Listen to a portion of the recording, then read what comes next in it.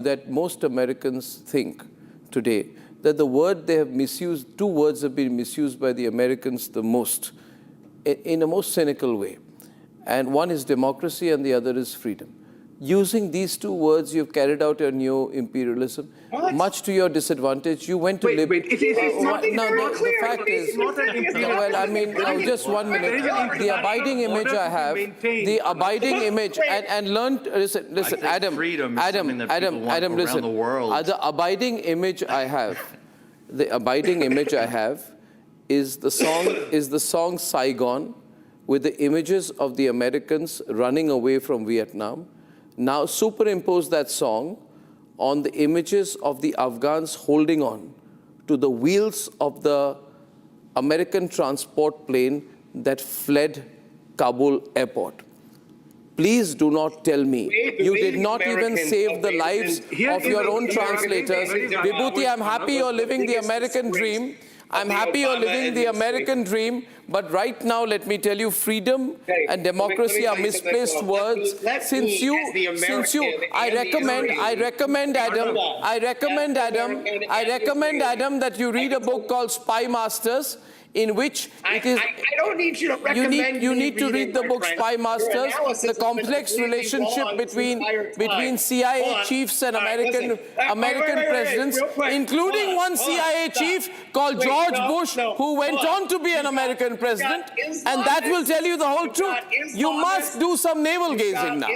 You must do some navel gazing. You must do some navel gazing, my friend. Do you support Arnab? Do you support an Islamist communist regime to happen in India, America, Israel, or the rest of the world? That's the question that we need to answer here, with all seriousness and with all serious intent. Which is the preferable one? I would respond. See, I have no bone to pick in this fight.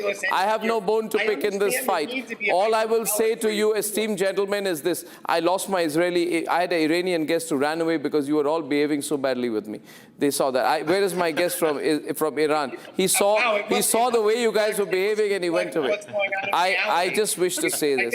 What's going on in reality? I just wish to say this. There is another very important point. All those people who went for Gaza and Palestine support. Vibhuti. Where are they today for supporting? Why are you trying to heckle me? Why are you heckling me? Let me tell you. We're not heckling you. Just the you guys are just having a good time. My point is, on a very serious note, I believe the most. If I'm watching this program, I'm going to think that the host itself supports Islamism and communism based on some of the things that you're saying. Right. Now, listen, I understand the need to make hyperbolic statements. Listen. I think the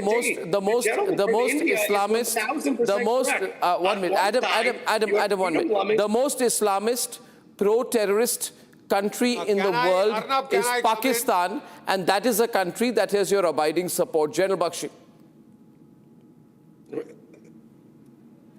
Exactly, that is the point. There is a lot of hypocrisy about. Please let me have my say. I'd love to listen to you.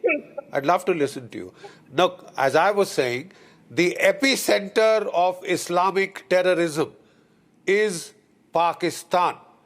We've had the Field Marshal of Pakistan, Mullah Omar, Asim Munir, visit Washington 3 times in the last 3 months. 3 times in the last 3 months. For 40 years, it has been the epicenter of terrorism. Now, what has been done about it? Okay, General Bakshi, I now have with us Dr. Foad Izadi.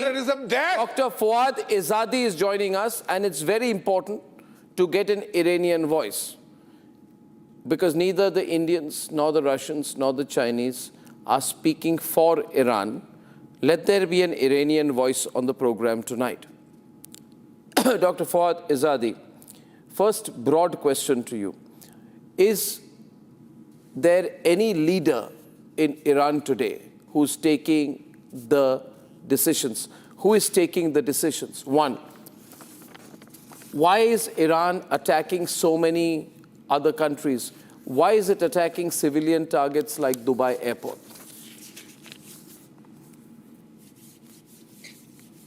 With regard to the first question, thank you for having me. We have in our constitution a setup. If the leader of the country is not able to function for whatever reason, there is a committee of 3 people, the president, the head of judiciary, and a member of the Guardian Council. They form a leadership committee. They formed that committee on the day that the leader was illegally assassinated by American and Israeli terrorists. And they're running the job of the leader. They're doing the job of the leader. We are going to have a new leader in a few days. The Assembly of Experts in Iran is a body of 88 people elected directly by the general public. They are in charge of electing the leader. They'll do that in a few days. Donald Trump made an announcement, Dr. Izadi, Donald Trump made an announcement saying that he will support armed groups in Iran. In other words, if groups break away from the IRGC or pick up arms against the current Iranian regime, they will be supported by the Americans. Do you think the IRGC will break up? Do you think the Iranian armed forces will break up and turn against the Committee of 3 that is currently ruling Iran? No, because they don't want to be foot soldiers for the Epstein class. We are dealing people who rape little American girls and bomb and kill little Iranian girls. This is what we have. And nobody in Iran is interested in working for the Epstein class. They know who Trump is. They know who Netanyahu is. These are war criminals. These are genocidal people. The average IQ in Iran is no less than average IQ internationally. How many of your own realize people, what's going on? How many of your own people have you killed in the last 8 weeks? Yes. I saw the garbage. I saw the garbage. Fuad. Dr. Izadi. This is garbage. This is Israeli. Other voices down, Iranian up. Thank you. This is garbage. This is garbage. This is Israeli propaganda. We have something called fact-checking. The Iranian government, the Iranian... Shut up for a minute. Shut up for a minute, okay? Stop. 1 minute. Adam, I have one question. I have one very important question for our Iranian guest. Let us show some. I have one question. Adam, since he's joined only in the last few minutes, can I request you, can we show the courtesy? Just one question I have for him, which will be relevant. My question to you, Dr. Izadi, is this. By February 2025, Iran had 605 pounds of uranium enriched to 60% purity, nearly double the 67.9 pounds it had a year before, which means you were on the brink of nuclear weapons capability. These are established numbers. Surely you cannot counter them. You were on your way and almost reaching nuclear weapons capability, while engaging in talks, not promising not to at the same time. Am I wrong? You know, I don't know if you saw the interview of the Omani foreign minister with CBS News. He said that an agreement was available within 24 hours, his words. If we had an agreement, Iran would give that amount away. And the United States government decided to attack Iran instead of having a political agreement, which is understandable. If you want to change a country's government, I will take this forward. There were 3 rounds of talks. They collapsed. Both sides' red lines were incompatible. These are historical facts. We don't know which way, who to believe. But today there are no guardrails in place, and we are in a multilateral conflict. Now, this has been both an entertaining, energetic, quarrelsome, and controversial debate. But, ladies and gentlemen, it is in these situations that we're able to distill some facts on both sides. Nobody is completely right and nobody is completely wrong. But Republic will present all the sides and be cynical to all. Ladies and gentlemen, see you tomorrow. Good night and goodbye.